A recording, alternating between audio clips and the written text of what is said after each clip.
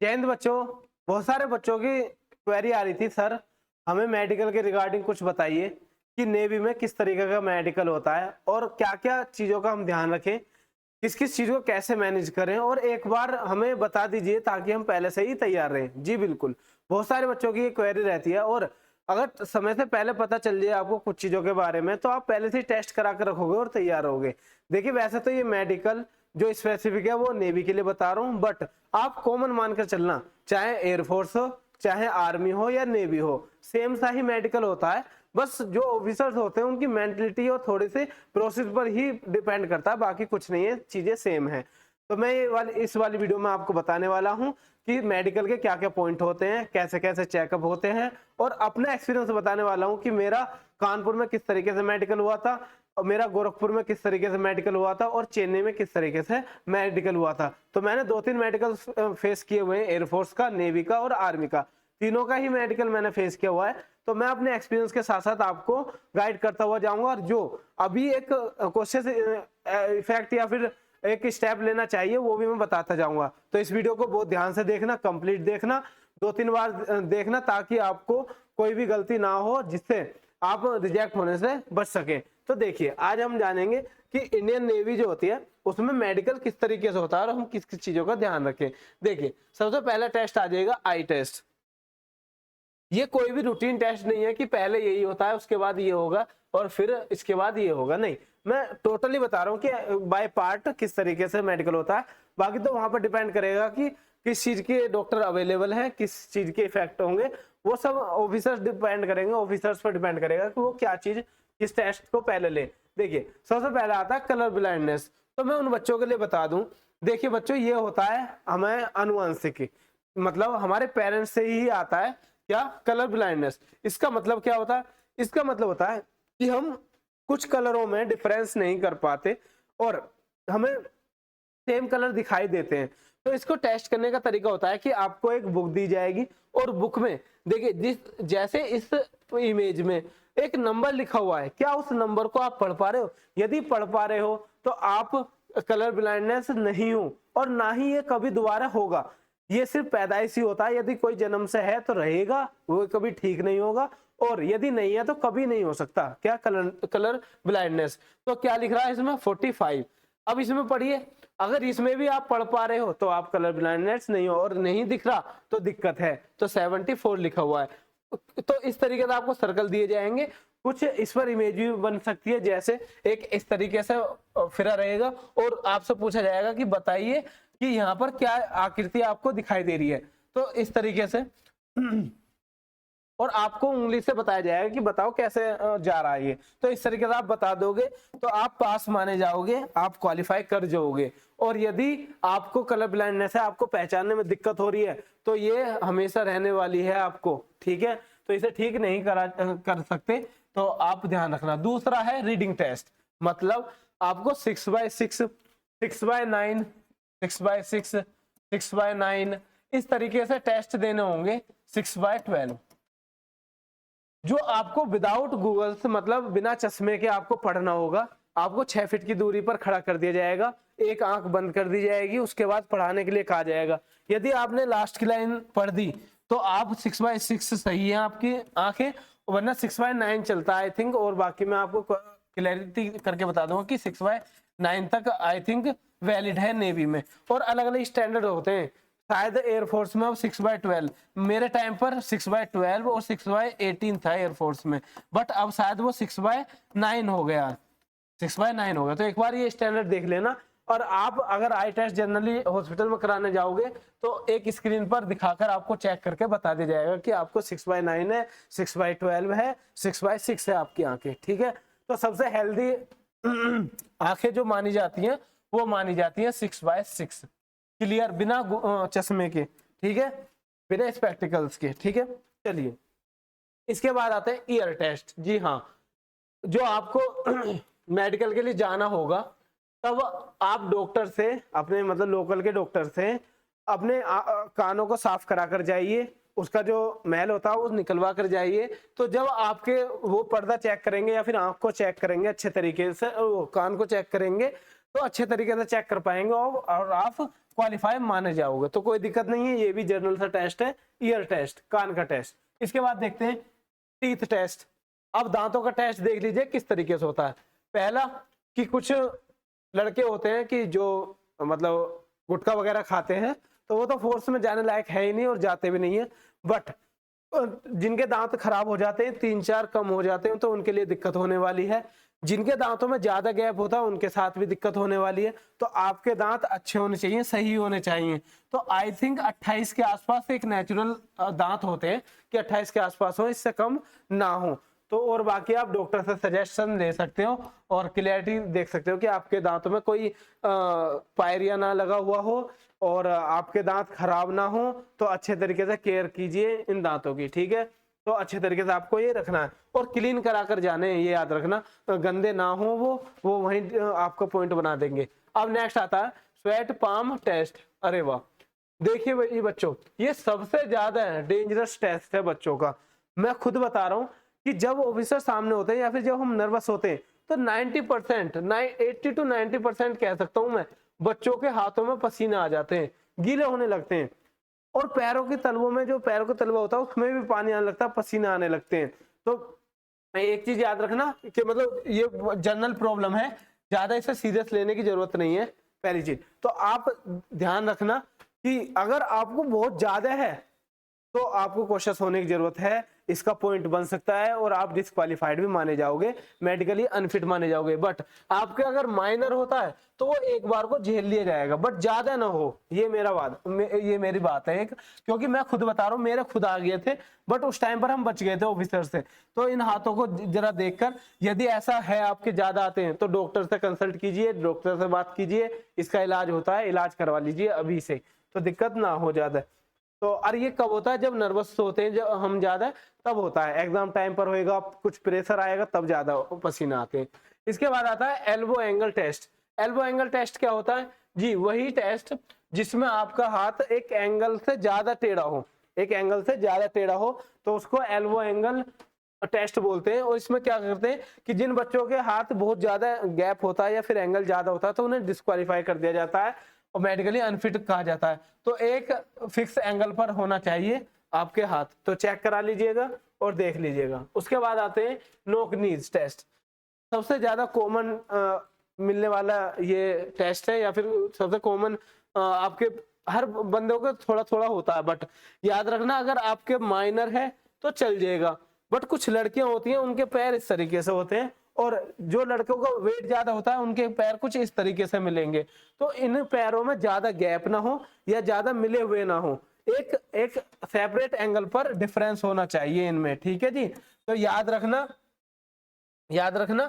कि एक अच्छा एंगल होना चाहिए, एक सही गैप होना चाहिए, ना ज्यादा हो ना कम हो। बात आई समझ में? तो नोक नीज टेस्ट हो गया। इसके बाद आते हैं हम हाइट टेस्ट। जी बच्चों, जैसा कि मैं प्रीवियस वीडियो में बना चुका हूं, चाहे आप बॉयज हो या गर्ल्स हो, जो भी नेवी एसएसआर एमआर के लिए जा रहा है, उसकी हाइट 157 सेंटीमीटर होनी चाहिए। चाहे बॉयज हो चाहे गर्ल्स हो, उसकी हाइट कितनी होनी चाहिए? 157। तो इस तरीके से आपको कुछ नापेंगे, जो आप पार कर जा रहे हो तो आपको आगे भेज दिया जाएगा, और नहीं क्लियर करे तो आपको मेडिकली अनफिट करके घर भेज दिया जाएगा, ठीक है जी। तो हाइट कितनी होनी चाहिए? 157। अब हम आते हैं इस पर। कमेंट में बहुत सारे बच्चे, लड़के और लड़कियों के सवाल सबसे ज्यादा रिलेटेड है हमारे वेट से। जी हाँ, देखिए, जैसा कि आपको 157 बोला गया है, तो आपकी हाइट कितनी होनी चाहिए? 5 फुट 2 इंच, सेंटीमीटर में 157। जो लड़के हैं, जो मैन हैं, मेल हैं, उनकी हाइट होनी चाहिए, उनका वेट होना चाहिए 54 से 58, 54 से 58 के बीच में। और जो वुमेन है, उनका वेट होना चाहिए 51 से 55, या ये कह लीजिए 51 से 55। अब एक बात याद रखो, कुछ लड़कियां जो ये कह रही हैं, सर हमारा 61 तो 167 सेंटीमीटर तो हाइट है, बट वेट है हमारा 46 किलो। अरे लड़कियों, क्या कर रहे हो तुम? इतनी कमजोर भी कौन होता है? तो इतना वेट कम नहीं चलता, याद रखना। आप बिल्कुल ही कम लेकर जाओगे तो डिस्क्वालीफाई कर दिए जाओगे। कम से कम 50 प्लस कर लीजिए। अच्छा, वहां के जो ऑफिसर होते हैं थोड़े से पोलाइट होते हैं, थोड़ा मार्जिन रखते हैं, तो आप इससे 2 kg के आसपास कम, 2 केजी के आसपास ज्यादा है, तो 1-2 किलो का फर्क तो चल जाएगा, बट 6-6, 7-7 किलो का फर्क नहीं चलेगा, मैं अभी बता रहा हूँ। तो आप अभी से थोड़ा सा वेट इंक्रीज किए, डेली के डेली आप कमजोर होते जा रहे हो। और जिनकी हाइट 157 है वो याद रखना कितना चाहिए आपको, 63 से 67 मेल के लिए, और फीमेल के लिए 60 से 64। ठीक है जी, ये बात आई समझ में। तो इस चार्ट को मैं टेलीग्राम ग्रुप पर डाल दूंगा। टेलीग्राम ग्रुप क्या है हमारा, इंग्लिश बाय सचिन तोमर, आपको यहाँ अपलोड कर दिया जाएगा और आपको चार्ट मिल जाएगा, ध्यान से देख लीजिए और इस हिसाब से इंक्रीज कीजिए।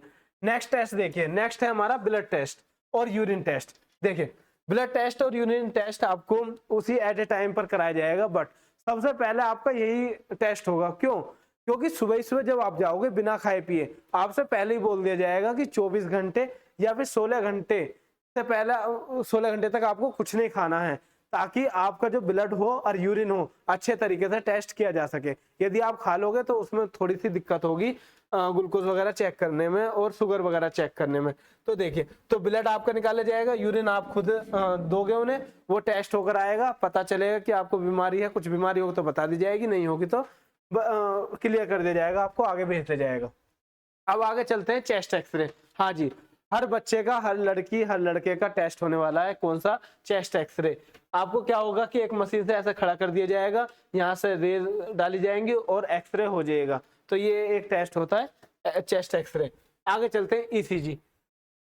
एयरफोर्स हो या नेवी हो, एयरफोर्स हो या नेवी हो, सबसे ज्यादा डिस्क्वालीफाई होते हैं बच्चे, या फिर सबसे ज्यादा पॉइंट बनता है ईसीजी का। क्यों बनता है? क्योंकि जो उस टाइम पर मेडिकल का मूवमेंट है, वो टाइम है, वो टाइम आपकी दिल की धड़कनों को बढ़ाता रहता है। और आजकल के बच्चे तो तुम जानते ही हो, वैसे ही थोड़ा सा शोर मचा दो तो कांप जाते हैं। तो वही है, आप भी अगर उनमें से ही हो तो सेना में जा रहे हो तो थोड़ा सा जुनून रखो, थोड़ा सा जज्बा रखो। तो इसमें क्या होता है, ईसीजी में आपकी हार्ट बीट देखी जाती है, हार्ट बीट। तो इसमें यदि आपकी ज्यादा हार्ट बीट है तो दिक्कत है, कम होंगी तो दिक्कत है। तो याद रखना, वहां नॉर्मल रहना, ज्यादा पैनिक मत होना, ज्यादा सोचना मत, तो सही जाएगा, टेस्ट क्लियर कर जाओगे, कोई बात नहीं। चलिए आगे, इसके बाद चलते हैं। देखिए जी, सबसे essential part private part test. जी बिल्कुल, चाहे आप लड़की हो या फिर लड़के हो, गर्ल्स हो चाहे बॉयज हो, मैं आप सबको पर्सनली सजेस्ट करना चाहूंगा कि आपके प्राइवेट पार्ट भी चेक होंगे। जिस तरीके से वो इंस्ट्रक्शन दें, आप उन्हें ध्यान से सुनिए और उसी हिसाब से आपको करने होंगे। तो देखिए, मैं आपको इसके लिए चाहे सेपरेट वीडियो लेकर आऊंगा और अच्छे तरीके से बताऊंगा, मुझे शर्म की कोई दिक्कत नहीं है, क्योंकि मैंने खुद 3-3 बार ये टेस्ट दिए हैं। तो शर्म तो गई साइड में, क्योंकि सब एक से होते हैं। और याद रखना, फीमेल के लिए फीमेल ऑफिसर होती हैं और मेल के लिए मेल ऑफिसर्स होती हैं, तो वहां पर दिक्कत नहीं होती। ठीक है, और आपको एक एक करके ही चेक किए जाते हैं, बताया जाता है अगर कुछ आपको बीमारी है या कुछ दिक्कत है तो आपको वहीं बता दिया जाएगा, पॉइंट बना दिया जाएगा। यदि ठीक होने लायक हुआ तो ठीक करा लेना, और नहीं हुआ तो आपको वापस आना पड़ेगा, मेडिकली अनफिट माना जाएगा। तो चाहे आप मेल हो फीमेल हो, आपके प्राइवेट पार्ट टेस्ट किए जाएंगे, इस बात का ध्यान रखना। देखिए बच्चों, इतना थे हमारे जो मेडिकल में टेस्ट होते हैं मोस्टली। इसके बाद अभी कुछ और बच गए हो तो मैं दोबारा वीडियो ले आऊंगा, मैं आपको सजेस्ट कर दूंगा, बता दूंगा। ये सिर्फ मैंने एक एनालाइज बताया, क्योंकि अभी आपका एग्जाम बहुत दूर है, मतलब 10 दिन तो अभी आपके स्टेज 2 में है, और उसके बाद भी मेडिकल टेस्ट तो उसके बाद होगा, तब मैं और एक और वीडियो ले आऊंगा। अब इन जितने भी टेस्ट हैं आपके, इनमें आप ध्यान से देखना इस वीडियो को, और देखना क्या क्या आपके पास सही चीजें हैं, और यदि कहीं डाउट लग रहा है तो उसे अभी से सही करा लीजिए, डॉक्टर के पास जाके बात कर लीजिए, उन्हें दिखा लीजिए। और हाँ, याद रखना, नाक का भी टेस्ट होता है, नोज टेस्ट होता है, जिसमें हम डीएनएस देखते हैं, तो नाक की हड्डी थोड़ी सी टेढ़ी होती है, वो ना हो, वो भी आप दिखा सकते हो। तो जो जो मुझे याद आता रहेगा और चीजें, ये मेजर चीजें हैं जो आपको सही करनी ही होंगी। इसके बाद छोटी छोटी चीजें होती हैं जो नॉर्मली सब पास कर लेते हैं। इसके बाद भी यदि आपके पास कोई सजेशन हो तो मुझे कमेंट बॉक्स में बता सकते हैं, मैं उसके बारे में आपको रिप्लाई दे दूंगा या बता दूंगा। अब हम आते हैं स्टेज 2 में। यदि आप तैयारी करना चाहते हैं इंग्लिश की स्टेज 2 की, क्योंकि इंग्लिश 25 नंबर की आने वाली है और मेरा टारगेट है आपको 20+ प्रोवाइड कराने का। तो हमारी जो, यदि आप पीडीएफ नोट्स या फिर कुछ भी अपडेट चाहते हैं तो हमारा टेलीग्राम ग्रुप को ज्वाइन कर सकते हैं, वो है इंग्लिश बाय सचिन तोमर, और यहाँ पर वोकैब याद कर सकते हो। इसके बाद देखिए, टॉप 100 सीरीज को फॉलो कर सकते हो, जिसमें एग्जाम ओरिएंटेड आपको उस चैप्टर से रिलेटेड, कोई पर्टिकुलर चैप्टर से रिलेटेड टॉप 100 क्वेश्चन मिल जाएंगे, जिसमें आपका doubt discussion plus concept discussion कराया जाएगा।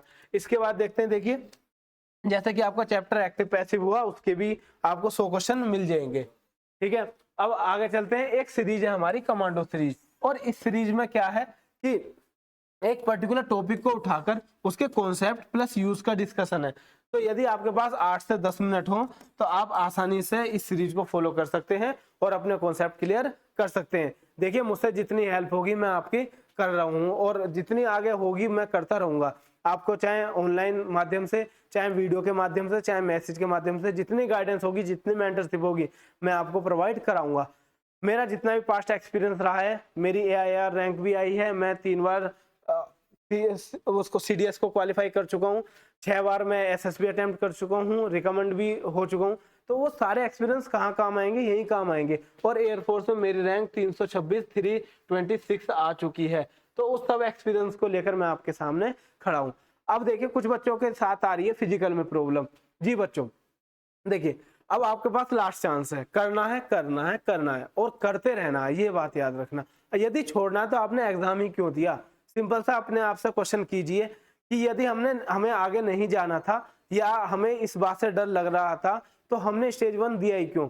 और इतने सारे बच्चों में से आपका स्टेज 1 क्लियर हो गया, तो इससे बड़ी बात क्या हो सकती है? एक मोटिवेशन तो मिला।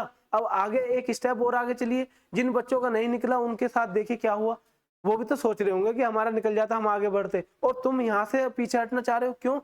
आपके पास चाहे 10 दिन बचे हो, चाहे 5 दिन बचे हो, जी जान एक कर दीजिए। ये मौका आपको दोबारा नहीं मिलने वाला, ठीक है? और इस मौके के लिए आप तरस जाओगे, वरना दोबारा पेपर निकलना थोड़ा सा पॉसिबल नहीं रहता। बहुत ही कम बच्चे होते हैं जिनका दोबारा निकल पाता। तो यदि आपके पास एक अपॉर्चुनिटी आई है तो उसे ग्रैब कीजिए, हासिल कीजिए, छीनिए, कुछ भी कीजिए। बाद में कोई किसी का नहीं होता, कोई नहीं देखता, सब अपनी अपनी जिंदगी जीते हैं। तो वही मैं आपको भी कहना चाहता हूँ, इस मौके को मत जाने देना। किस तरीके से भी हैंडल करना है, कैसे भी करना है, कीजिए। आपको पेन हो रहा है, सिन पेन हो रहा है, आप पुशअप में दिक्कत आ रही है, आपको स्क्वाट्स में दिक्कत आ रही है, किसी से भी हेल्प लीजिए। जो फिजिकल कराते हैं उनसे हेल्प लीजिए, बट कर लीजिए, एक बार कर लीजिए, फिर आगे आपकी मौज ही मौज होंगी। आपका जो सपना है वर्दी का, वो आपके हाथ में होगा, और वहाँ की लाइफ बहुत अच्छी है, याद रखना। ये 4 साल की डिमोटिवेशन में बिल्कुल मत जाना, क्योंकि एग्जाम निकलने से पहले ही ये क्वेश्चन होते हैं, 4 साल की है, 4 साल की है। एग्जाम निकलने के बाद तो उनके घर वाले भी कहते हैं हाँ जी रनिंग कर, कोई दिक्कत नहीं है, 4 साल की देखी जाएगी आगे। तो आप सभी परमानेंट हो गए, इस बात में कोई दिक्कत नहीं है। मैं आपके लिए सेपरेट वीडियो ले आऊंगा मोटिवेशन की। कुछ बच्चों का मैसेज आया था, और मैं आपको समझाने वाला हूँ कि कोई दिक्कत नहीं है। मैं सारे कॉन्सेप्ट, सारी चीजें डिस्कस करूंगा कि क्या क्या दिक्कत आ रही है, क्या क्या आप इसमें अपनी अपॉर्चुनिटी देख सकते हो, क्या क्या फील्ड देख सकते हो। सब पॉजिटिव है, कोई दिक्कत नहीं है, ठीक है? यदि दिक्कत है तो आप SSC में जा सकते हो, कुछ और फील्ड सेलेक्ट कर सकते हो। दुनिया में आपके पास मौके बहुत हैं, बट हम तो वर्दी के चाहने वाले हैं जिन्हें वर्दी से प्यार है, इसलिए वो इस चीज को हासिल करके रहेंगे। चलिए बच्चों, अब हम मिलते हैं अगली वीडियो में, तब तक के लिए धन्यवाद। जय